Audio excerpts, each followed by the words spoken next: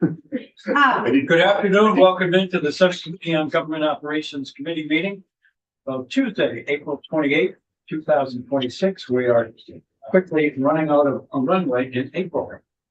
We're going to take a look at what I understand will be a proposed amendment to the budget on third reading tomorrow, which will be offered by Senator Hardy. And I just wanted to get the reaction from as many states' attorneys, one's possessive, one's plural, as possible. So I could read the amendment, but I think I've emailed it to both of our two witnesses. And Tim, do you have any particular time constraint? No, I don't. Okay, so let's go to Ian Sullivan first, who is the state's attorney in my district, Rutland County, just for his input into the proposed amendment. Sure, thank you. I'm Ian Sullivan. I'm the state's attorney for Rutland County. I'm speaking for myself, not for any of the other state's attorneys. But in reviewing the amendment, I wholeheartedly agree with the sentiment behind the amendment. I do for a handful of reasons. First, it is equitable with pre-existing law for the sheriffs. Second, state's attorneys under our current staffing levels must be practitioners and carry a caseload. Third, there's really no robust plan for filling in when a state's attorney is not licensed to practice law. And fourth, non-attorneys cannot supervise another attorney's legal work. I'll cover each of those concepts in a little more detail. First, in a previous session, this body passed 32 VSA 1182, which provides for decreases in sheriff's compensation if they are not level 3 certified, with kind of different tiers for each level of certification and for a sheriff who carries no certification. So this amendment would certainly provide for equity between different elected law enforcement officers, state's attorneys, and sheriffs. To my mind, that level of equity makes sense. Next, the state's attorney in every county is a supervisor on some level. No matter how large the county is, every state's attorney carries their own caseload. They all are individually working on cases. That is true in the smallest of Vermont's counties and the largest of Vermont's counties. So if a state's attorney is unable to practice law, their caseload has to be redistributed in some fashion. Of course, and I think as this committee has heard, I know I've talked to you in the past about this, just about every attorney in our department is carrying hundreds of cases already. So the redistribution of a single attorney's caseload is significant. I guess I would offer in just about every county where a state's attorney supervises other attorneys, that redistribution could be even more impactful. Third, there really is not a robust plan for what happens if a state's attorney is unable to practice law and their cases need to be redistributed. If a neighboring county has attorneys who are deputized in the county where the state's attorney cannot practice law, they could theoretically provide caseload relief. For example, in 2024, my office entered into a memorandum of understanding with a neighboring county to provide caseload relief during a period of short staffing, where initially we took on around 40 cases for that county. And as new cases came in, we also took on the screening, arraigning, and ongoing litigation of those cases. It is an imposition. All of the attorneys carry a heavy caseload. The added challenge of commuting to another courthouse an hour away for an individual hearing is robbing an hour of the time they might dedicate to their own cases here in Rutland County. And that would be true no matter which state's attorney took on the matter. The final point is just that if a state's attorney is unable to practice law, it poses potential ethical issues for their deputy state's attorneys. Under the Vermont Rules of Professional Conduct for attorneys, an attorney cannot ethically have a non-attorney supervise their legal work. That really cuts down on what a state's attorney is able to do as a supervisor. That could include things like being unable to supervise plea negotiations, supervise litigation if there are suppression issues, and obviously not trying cases, handling appeals. So altogether, from my perspective, reduction in the salary for a state's attorney who's not able to practice law makes sense because it does put additional strain on other areas where attorneys would have to fill in if they are essentially willing to, because the other entities that could fill in, other states' attorneys' offices, the Attorney General's office, are independent entities with their own resource constraints and considerations. So the reduction in the state's attorney's salary, if they are unable to practice law, would free up some resources to perhaps pay per diems or stipends for attorneys who are taking on additional work above and beyond their already heavily burdened schedules. So for all those reasons, I personally support the amendment. And if any of you have questions, I'm happy to try to address them. Okay, thank you, Ian. Thank you. I just had one, but I'll ask Tim as well. Line 6 and 7 of the proposed amendment. I'm not sure that there's a difference without a distinction. Who is not licensed or authorized to practice law. Aren't those sort of the same things, or is there a difference with a distinction? How do you become authorized to practice law if you're not licensed? The area that immediately jumps to mind for me is that Vermont does have a law clerk practice rule. Theoretically, a person who is pending admission to the Vermont bar can be authorized to practice law as a law clerk, but is not yet licensed. So theoretically, somebody who goes through law school, wins an election, and is pending admission before they're actually admitted could potentially be a law clerk who is authorized to practice law. I'm guessing that or something like it is where that language comes from. Okay. That's Tim too, I think. Tim Tucker, Burger. Yeah. Any other questions for Ian? And I don't know if I'm sorry that you couldn't be in court today, or grateful that you weren't, so we could at least hear your testimony, because we will have this on the floor for third reading tomorrow on the budget. And it's good to, as always, Ian, see you. And I think Senator White might have a question. Yeah, thank you, Mr. Chair. So if I'm understanding your testimony correctly, you're not in favor of Senator Harvey's amendment? No. Yeah. No, I am in favor Very of it. supportive of it. Right, okay, then Very- never, that answer, okay, I was misunderstanding. So- Thank you, that, very helpful. So Ian, it's great to see you, Great to see you. needless to say. And the cost, I mean, this doesn't even begin, a docking of the state's attorney's salary by 30% doesn't even begin to pay for the additional state's attorney or deputy state's attorney you might have to bring in to pay to cover the time that a state's attorney would be spending in court. Right? I mean, Absolutely. this is, I'm appreciative of your support of this, but this actually doesn't even begin. I mean, I would rather see it more like 50% or not have any pay. But anyway, it's happy to settle at 30, but this doesn't even begin to pay for what it would cost to replace the state's attorney in court.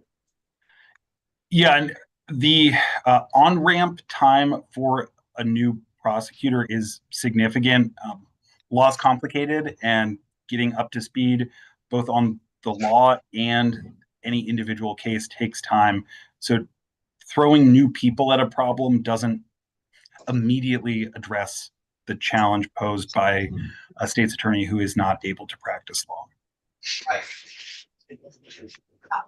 Okay, you're welcome to stick with us if you want, Ian, and listen to Tim's testimony. Please say hi to the rest of your staff. Darren Riley, I think, does an awesome job there, so please give her my best. Very good. Thank you. So Tim Peters Dumont is with us as well. He's chief cook and bottle washer of the department, maybe. Maybe that's an old term nobody else understands, but. Oh, I love that term. Oh, I'd like. to A year see ago, it. I was washing bottles for 1 year old. Oh, He's been big on for the state's bottle washing for Not for quite the a bit. state's attorneys, no. And maybe again. so welcome in and glad to hear your testimony on the proposed amendment. Thank you so much. Yeah, I support this amendment. I think it's important. The sheriffs, 2 sheriffs right now currently have a 30% reduction. We do not have certifications, Windsor County and Franklin County. And whether we're talking about current circumstances or future circumstances, creating equity in the statute is important. And, my department representing the entity of 14 county states attorneys, 14 county sheriffs, very much in support of creating that equity. The very moment that the license, that the certification for Sheriff Palmer was removed, I notified DHR, and by the next day a part had been put in and the reduction took place.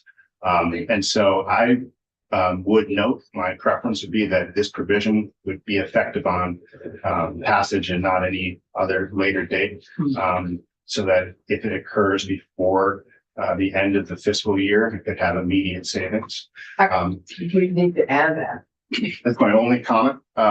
The $154,000 that the state's attorneys are all on board to make as of July 12th of 2026. So let's say that were to come into effect, that'd be $46,200 of savings for an attorney. The state's attorney doesn't have a law license, so the salary would be dropped from 154 to 107 essentially. It's another circumstance that's important. We had an Orleans County State's Attorney in the 70s who did not have a law license. You can talk to State's Attorney Aluzzi about the history there. But also, like if someone is coming out of law school and they have a real passion for prosecution, they could run before they've taken or passed the bar and be elected. And maybe they don't have their character and fitness sorted out yet. And so there's other circumstances other than the removal of someone's license where someone is just not admitted, but they've been elected. And I think that's an important provision. And I think, again, regardless of, 2 current sheriffs that have had an issue, likewise, if someone could run for sheriff who does not have the ability to arrest people with a level 2 or level 3, and I don't think that they should make as much as a sheriff that can perform those duties. So regardless of current situations at bay, I think it's very important that we create a system where if the title of state's attorney, you should be an attorney to receive the full salary of that position. And likewise for the sheriffs.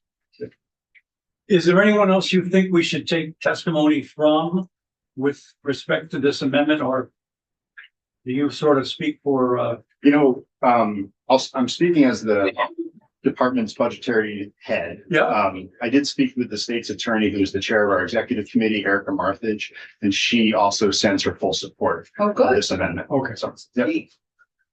and it won't be this committee that's Right. introducing the amendment. I will stand up and express support for it.